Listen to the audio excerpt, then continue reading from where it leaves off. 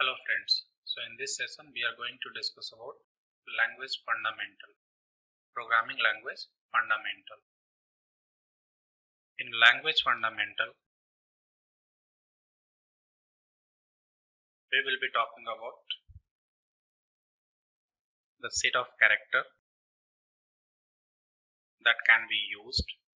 We will be also talking about keywords, then identifier.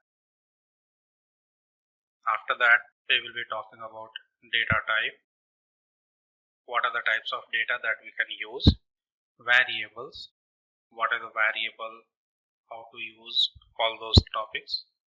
Constant. And then we will be talking about literals, operators, control statements, and after that array.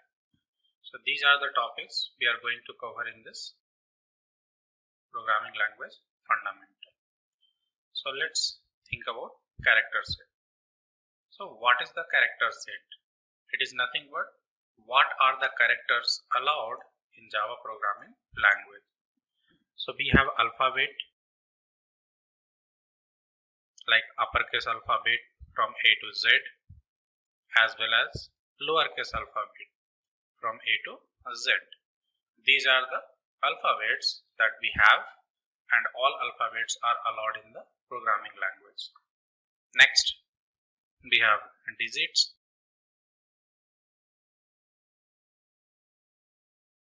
decimal digit. So we have 0 to 9, and all the digits are allowed in the programming language, Java programming language. We also have some special character like the plus symbol, the minus, the multiplication, the ampersand, the percent, we have dollar, we have exclamation, we have less than, we have a greater than, you say it is a bracket, the lower bracket, we have a curly bracket, we have square bracket. So all these are allowed in the Java programming language. All these characters we can use in the Java programming language. Now think about keywords.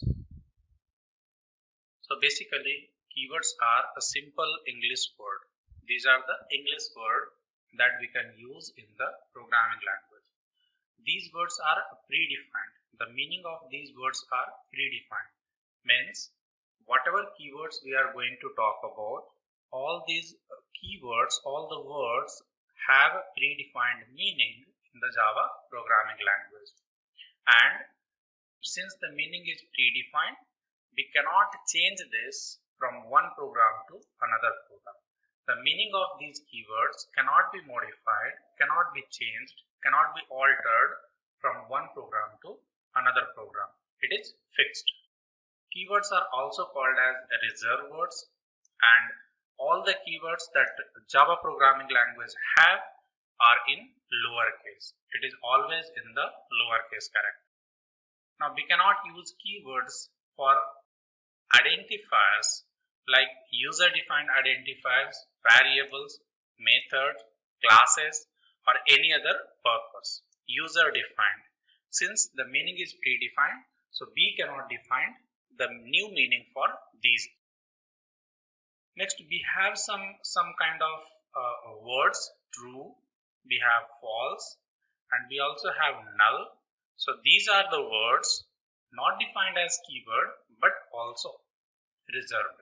So this is called as literal. We will be discussing all this in the literal topic.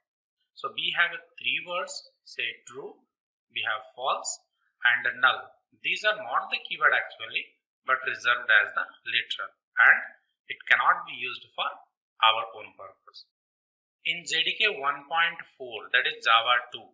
So up to JDK 1.4, we have 49 keywords. Total 49 keywords are available. But from Java 5, total we have 50 keywords. The enum is the new keyword that is added from the Java 5. So when we are talking about Java 8, Java 9, Java 10, Java 11, so there are 50 keywords available. 49s are up to JDK 1.4 and from the Java 5, 50. The enum is the newly added keyword. Next we have two keywords, const and goto. These are the keywords, but there is no implementation available. There is no meaning defined for these two. So we will not be able to use in our program. Why? Since it is a keyword, so we cannot use for our own purpose for the user defined words, and since it is a keyword and the meaning is not defined, so we will not be able to use for internal purpose. So these two are the word that is reserved, but there is no meaning, so we cannot use in our program. This is about the keywords. So these are the English words, has a predefined meanings and cannot be changed from one program to another program. In Java 5, Java 6, Java 7, Java 8, 9, 10, 11, up to that we have 50 keywords, and in that const and goto, these are the two keywords. There is no implementation available, no meaning defined for that, so we will not be able to use this. Now just have a list what are the keywords available in programming language, Java programming language. I am just here categorizing depending on the usage of the keywords. What is the use of that in Java program? So we have a data type category, and for the data type there are 8 keywords that we have. We have boolean, byte, char, sort, int, long, float and double. So there are 8 keywords reserved for identifying or for representing the data type, or you can say for the use of data type. Similarly, other return types we have void, that is one keyword. Then we have control statement. We have total 12 keyword. Then we have access modifier category, and for that we have total 3 keywords. Then we have modifier.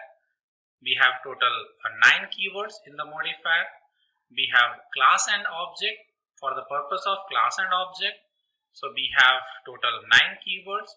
Next we have packages purpose. So total we have 2 keywords. And then for exception handling, these are total 6 keywords.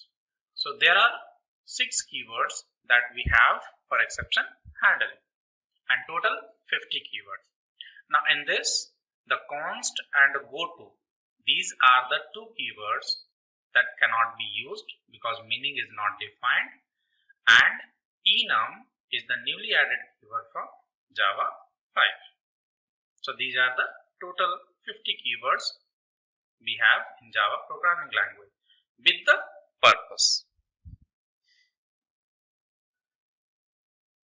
Now think about identifiers. What is identifier? So identifier is basically a name which is used to identify the programming elements uniquely. What are the programming elements?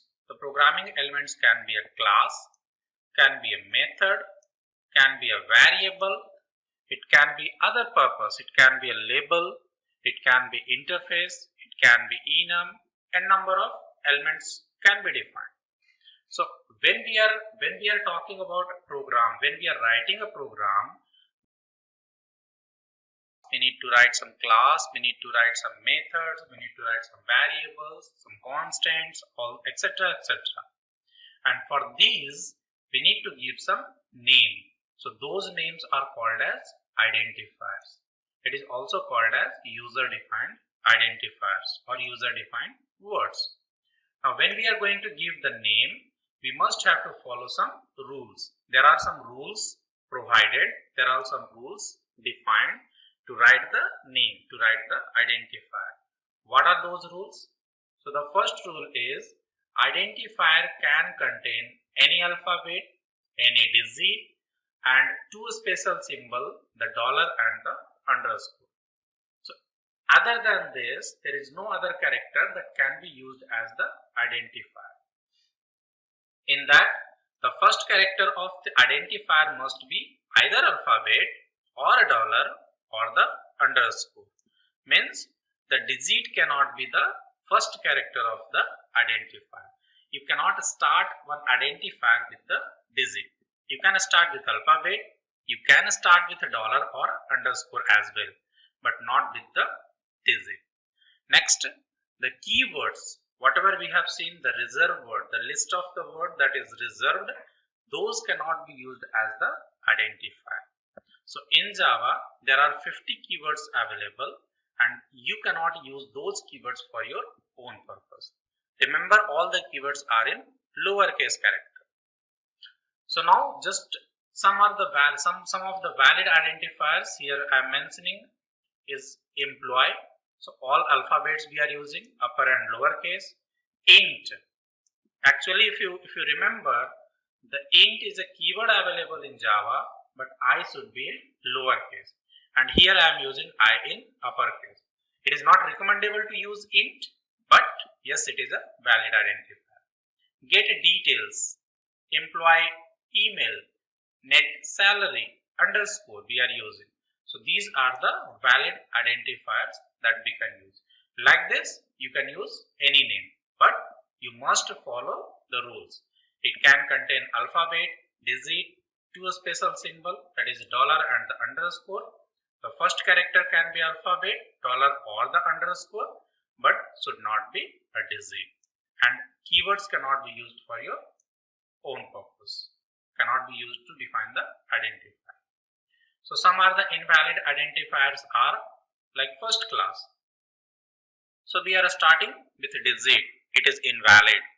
Int, this is invalid because it is a keyword. Next, true, this is not a keyword but reserved for the literal purpose and we cannot use this. Employee phone, it is looks like it is valid, but we have a space in middle and the space is not a valid identifier character. So we cannot use this for custom identifier.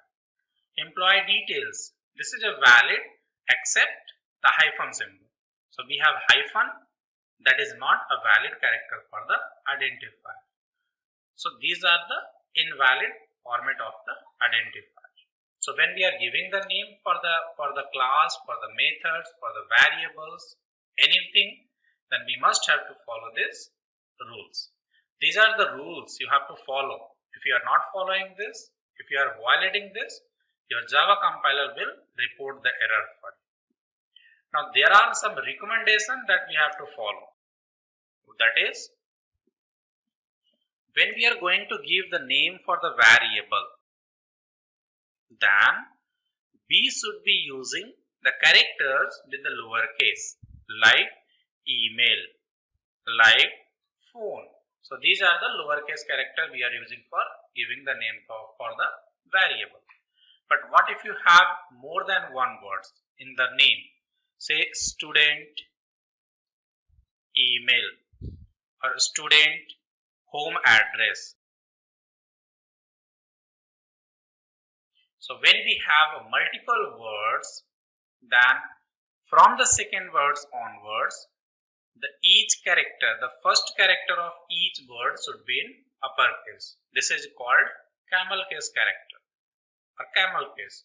So this is how you are going to give the name.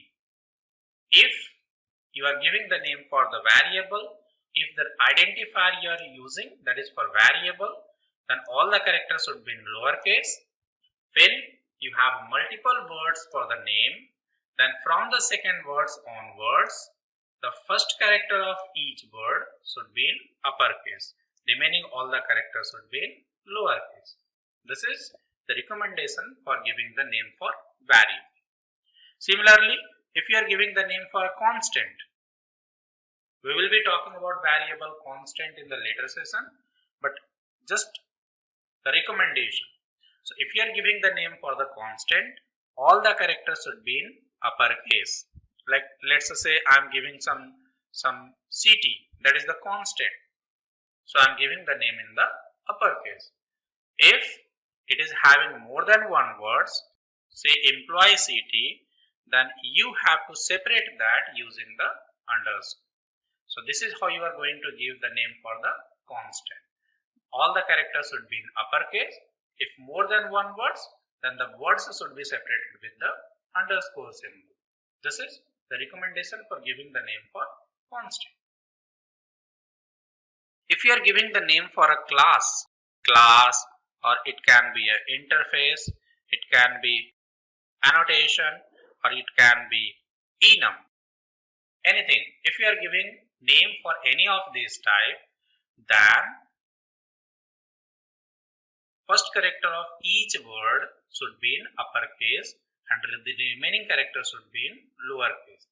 Like, let's say I want to give the name as employee details.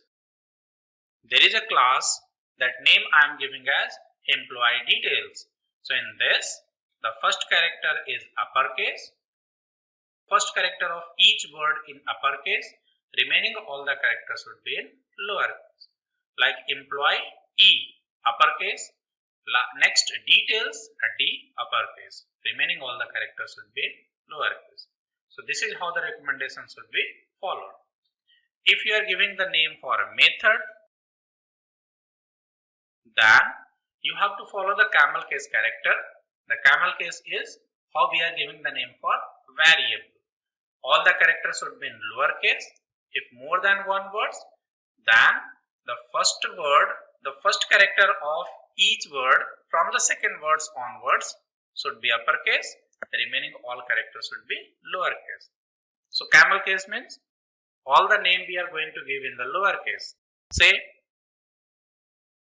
I want to store the details, that is, or say I want to store the student details or employee details.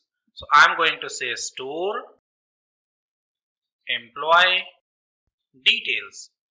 Remember that method is nothing but method is going to indicate some operation, some action, and if method is going to represent some action, then the name of your method should start with a verb, action. Store, I am saying I am going to store the employee details, or maybe process, I am saying I am going to do some process.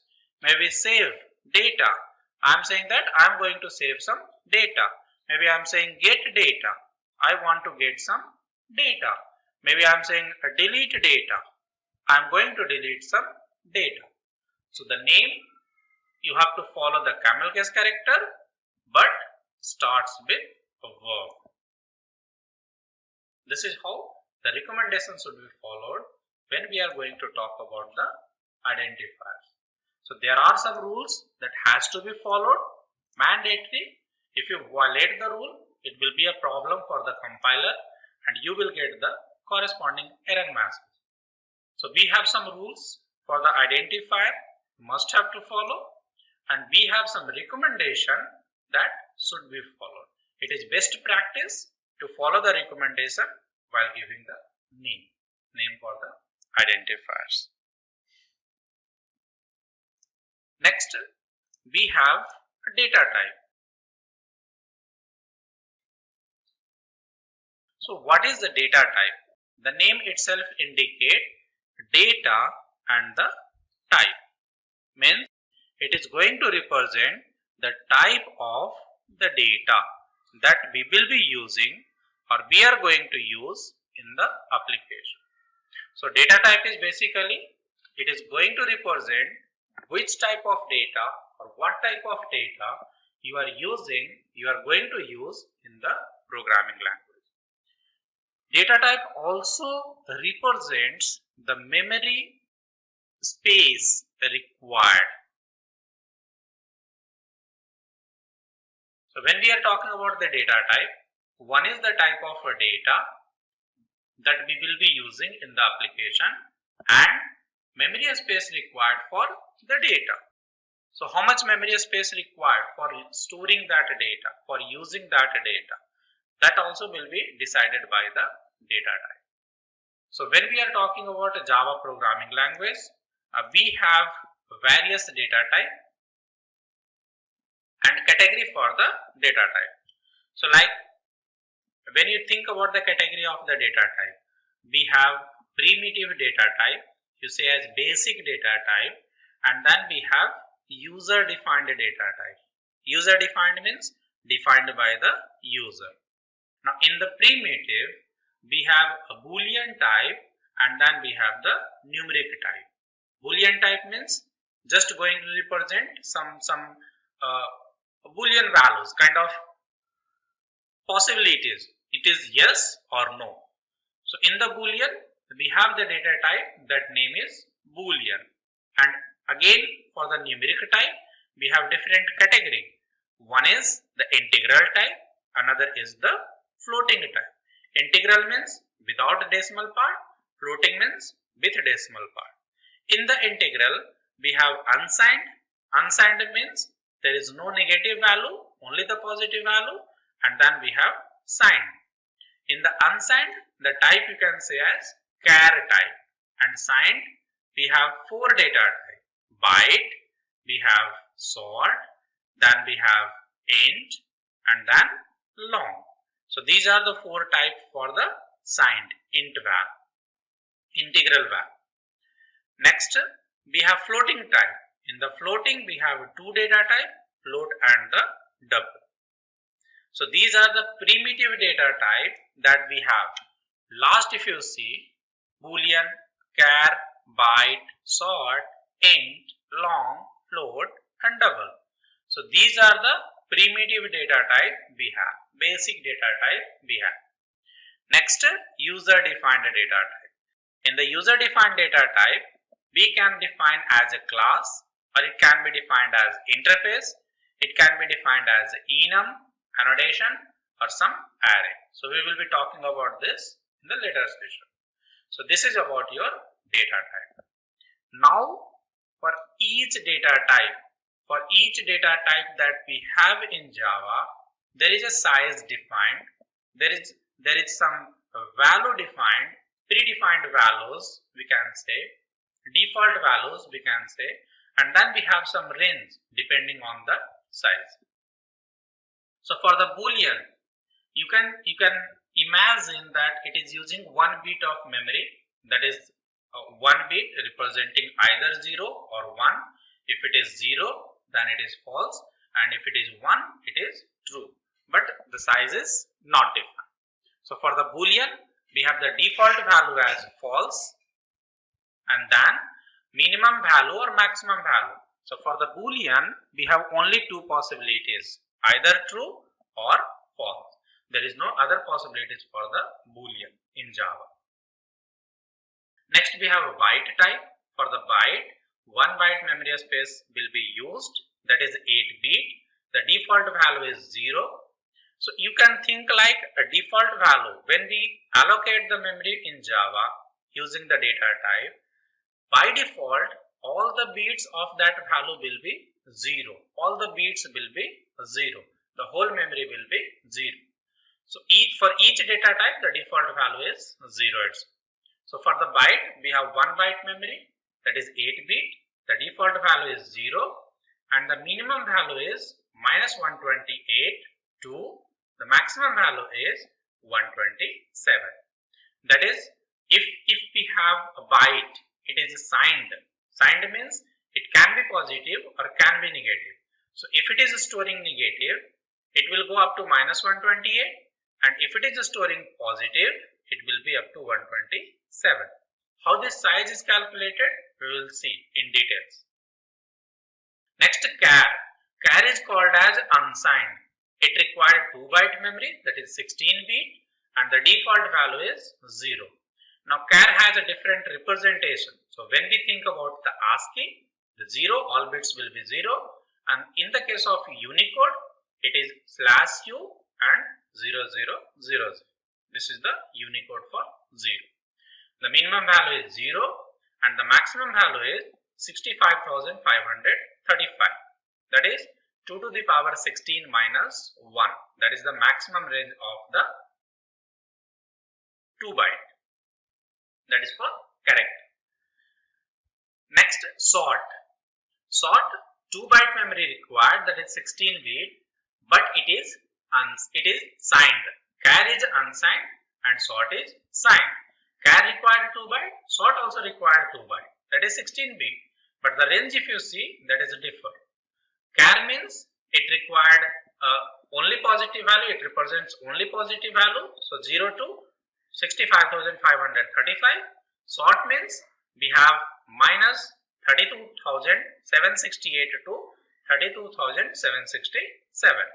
So how this is decided, we will see. Next we have int 4-byte memory. Next we have long 8-byte memory, float 4-byte memory, double 8-byte memory, and for any reference type, for any user defined data type, it required 8-byte memory. Always the memory will be of 8-byte, that is 64. So if we are talking about any reference type, means I can say other than these primitive, other than these 8 primitive, if you are going to reserve a memory, always 8-byte memory will be used. Other than the basic primitive type, other than the basic 8 type, if you want to reserve a memory, always 8-byte memory will be used. And for that, since it is a reference means it is going to have location of something else, and for now, if there is no reference, that is represented as null in Java. So null is a literal. If you remember the keyword concept, we discussed that true, false and null. There are 3 reserved words, not keywords, but reserved as the literal. So true, false are for the boolean and null is for the reference type. What reference type can store?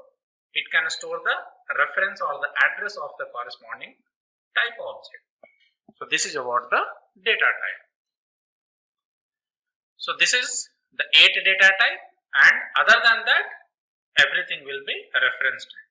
If you think about the primitive type, we have 8 with the corresponding size, the default value, range, and other than that, everything will be a reference. For reference, always 8-byte memory will be used.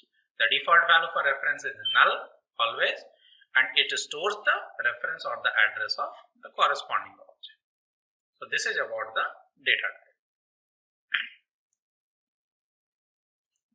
Next, we will be talking about the size, how the size of this data type is decided, how the range of this data type is decided.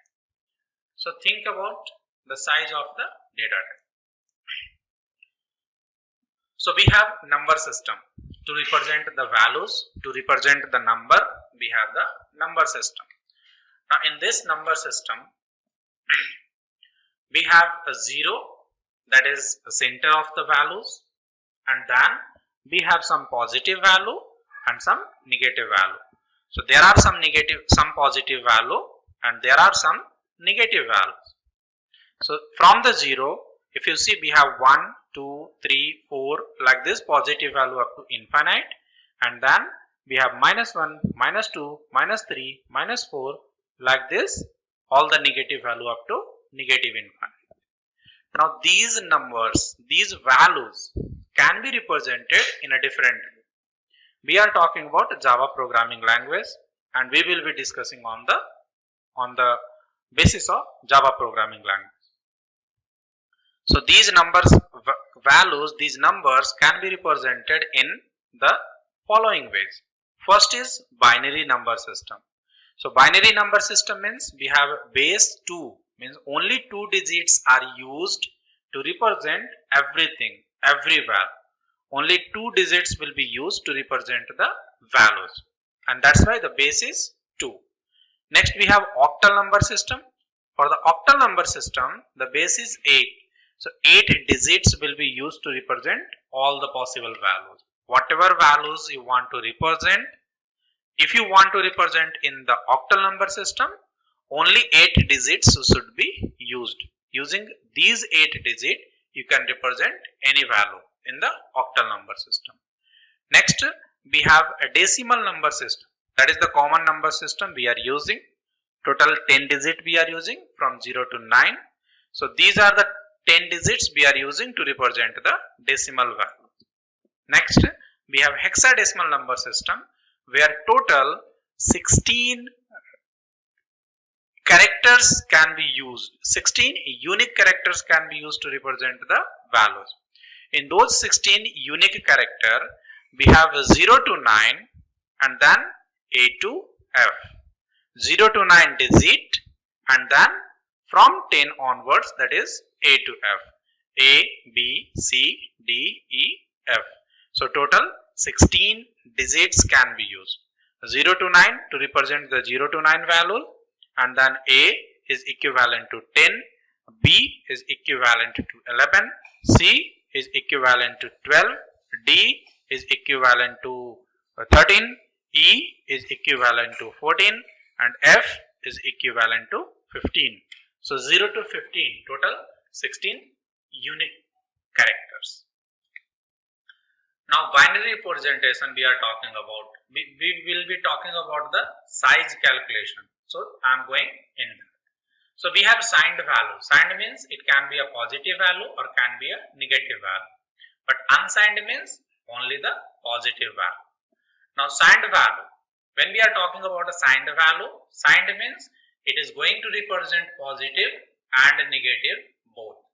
So in that, whatever bits is allocated, whatever memory blocks are allocated, in that one bit will be used to represent the sign. The leftmost bit will be used to represent the sign of your value. What value it is? It is positive or it is negative. If it is 0, it is positive, and if it is 1, it is negative. If the leftmost bit is 0, means it is considered as positive value. If the leftmost bit is 1, then it is considered as the negative value. And remaining all other bits will be used to represent the actual value. Means if you think about say 8 bit signed value, means 1 bit will be used to represent the sign and remaining 7 will be used to represent the actual value.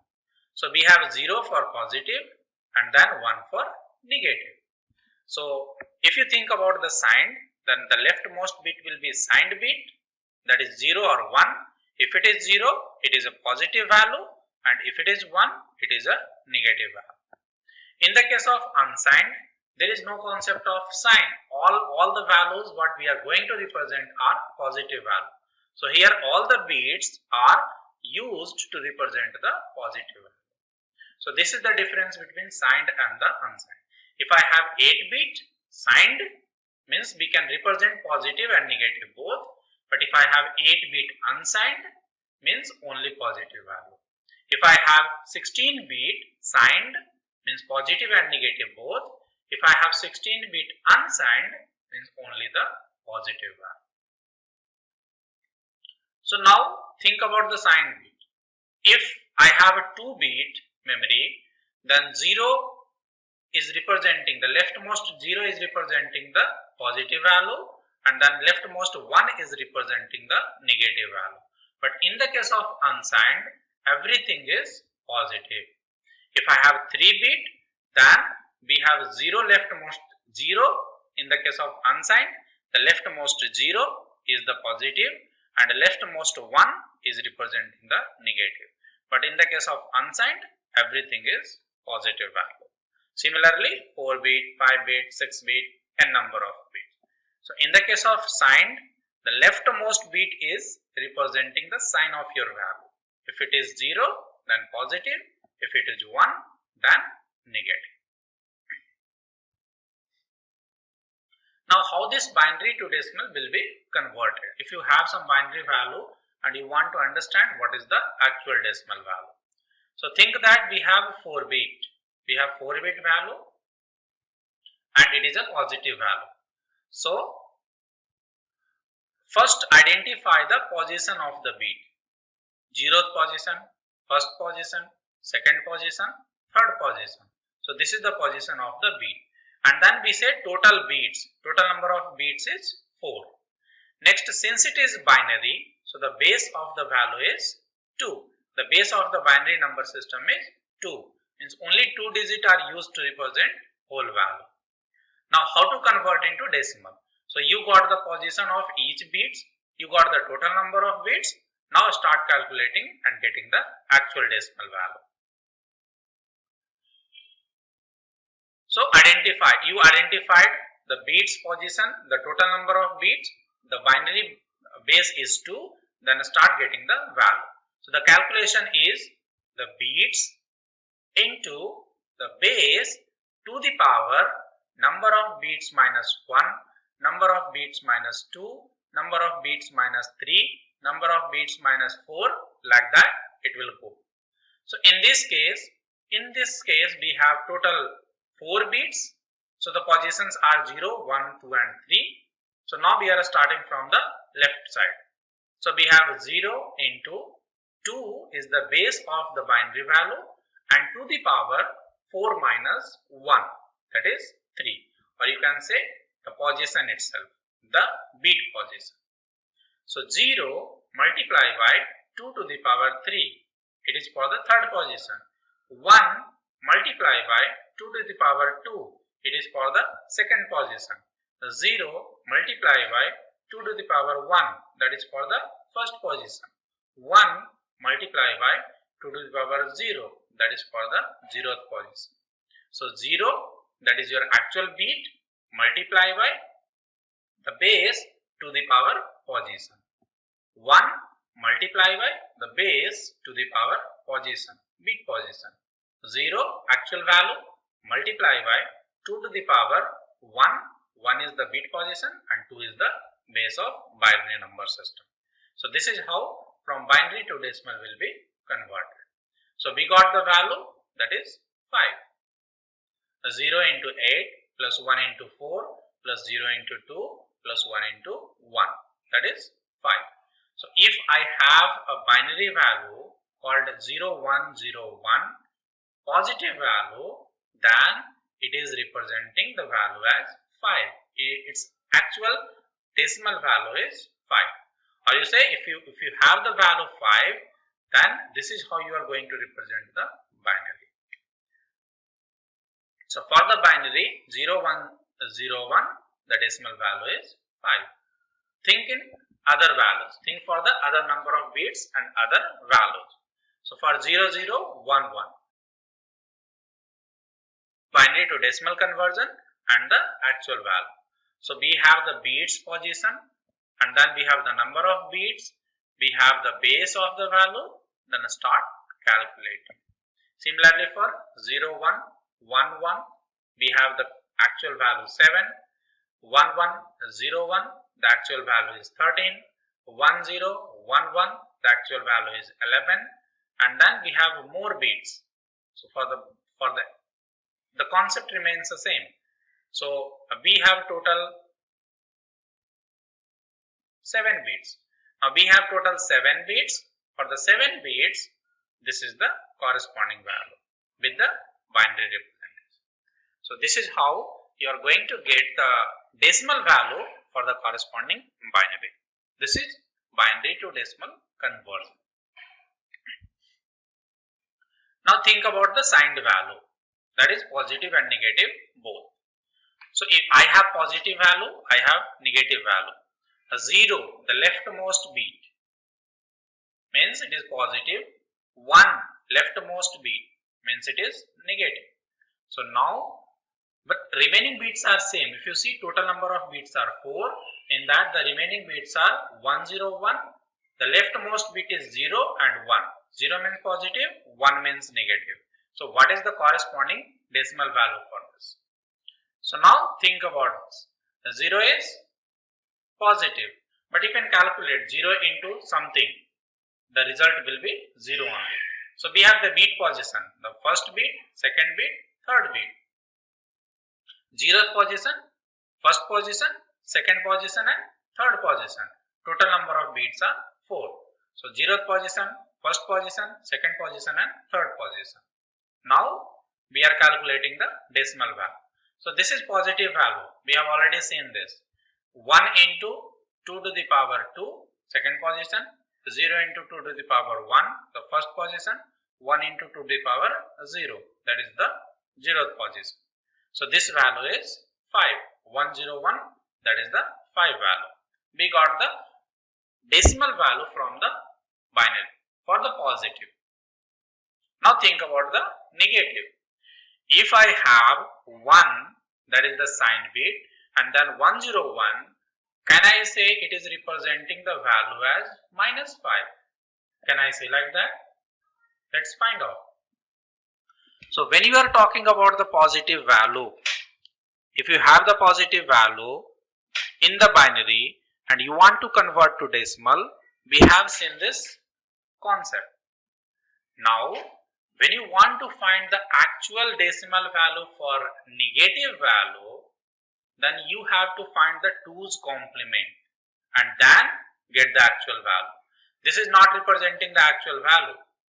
Negative value will be stored in the memory as 2's complement. What is 2's complement? So you have to find the first complement, the 1's complement, and then add 1 into that. It will be 2's complement. The result will be 2's complement. How to find the 1's complement? Just negate the value. Just reverse the beat. So I am finding the 1's complement for this negative value. I am negating the beats. 1 converted to 0 and 0 converted to 1. So this is the 1's complement. If I have the beats called 1101, then the 1's complement will be 0010. Just reverse the beat. That is the 1's complement. Then add 1 into this to find the 2's complement. So now we are adding 1's into this. So after adding 1 into this, we got the 2's complement, that is 0011. So this is the 2's complement of your actual binary. Now once you have the 2's complement, convert this into the decimal with the rule that we have seen. Identify the bit position, identify the number of bits, and then apply the formula to get the decimal value. So now we are converting to decimal. 0 multiplied by 2 to the power 3, that is the third position bit, and 2 is the base of the binary. 0 multiplied by 2 to the power 2, 1 multiplied by 2 to the power 1, and 1 multiplied by 2 to the power 0. So we got some value called 3. We got the value that is 3. Now this is the actual value in the negative sign. In the case of negative value, if you want to get the actual value, you have the binary that is negative, that is representing the negative, and you want to find the actual value, then first you get the 2's complement and then get the actual decimal value that is in the negative. So if the sign bit is 1, you need to find the 2's complement and then decimal of that. That is the actual negative value.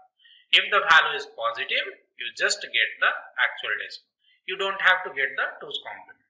So negative values are stored in the memory in the form of 2's complement. So to get the actual decimal, you have to collect the value. You have to collect the 2's complement, you have to convert to 2's complement and then get the actual value. Similarly, think about the other extra number of bits, more number of bits. So same, we are having the positive value and then we have the negative value. To get the actual value, actual decimal value, find the 1's complement, add 1 into that, get the 2's complement and then convert into decimal. You will be getting the actual value. So same bits we have, only the sign bit is different. We have a 0 for the positive and we have 1 for the negative. Remaining all bits are same, but these two are not representing the same value. Positive, it is representing 37, but negative, the same bit, it is representing -27.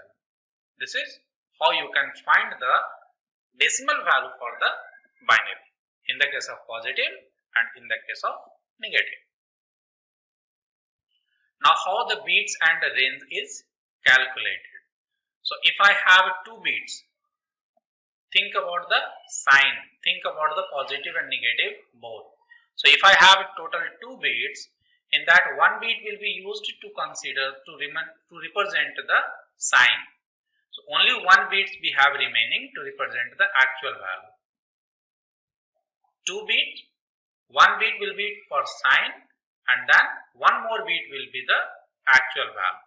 So in this case, if I have 2 bit, the maximum value we can store is 2 to the power 1 minus 1 and the minimum value is 2 to the power 1 in the negative symbol. If I have 3 bits, 2 bits will be used to represent the actual value. So 2 to the power 2 minus 1. 2 is the base, the first 2 is the base. Base to the power number of bits, number of actual bits minus 1 is the positive max. And then for the negative, base to the power number of bits for the actual value. So 2 to the power 2 in the negative. If I have 4 bits, 2 to the power 3 minus 1 and 2 to the power 3 in the negative symbol. If I have 8 bits, that is for the byte. So we have 2 to the power 7 minus 1 and then 2 to the power 7 in the negative. If I have 16 bit in the sign, that is short. So we have 2 to the power 15 minus 1 and then 2 to the power 15 in the negative symbol. Again, if I have 32 bit, so 2 to the power 31 minus 1, 31 is the actual bit to represent the value and then 2 to the power 31, 31 is the actual bit to represent the value. If I have 64 bit, that is for long, then we have 2 to the power 63 minus 1, 2, next is 2 to the power 63, that is the minimum. So this is how the maximum and the minimum value is calculated. Now think about our data type.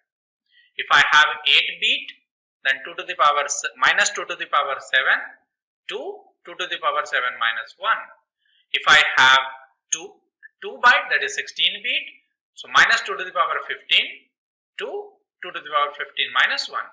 If I have 4 byte, that is 32 bit, then 2 to the power minus 2 to the power 31 to 2 to the power 31 minus 1. If I have 64 bit, 2 to the power 63 to 2 to the power 63 minus 1. This is how the range will be calculated for the integral value, for the positive value and sign value. Now in the case of char, we have total 16 bit and there is no positive or negative sign bit. So all the bits will be used to represent the actual value. So all the bits is 0, that is minimum value, and 16 bit is 1, that is the maximum value. So the maximum value is 2 to the power 16 minus 1. This is how the range will be decided. This is how for the data type the range is available. So it's not like it is predefined, it is depending on the memory. We have 8 bits, we want to represent positive and negative both. So leftmost bit is sign bit, remaining 7 bit we have to represent the actual value. This is how the size is calculated, the range is calculated.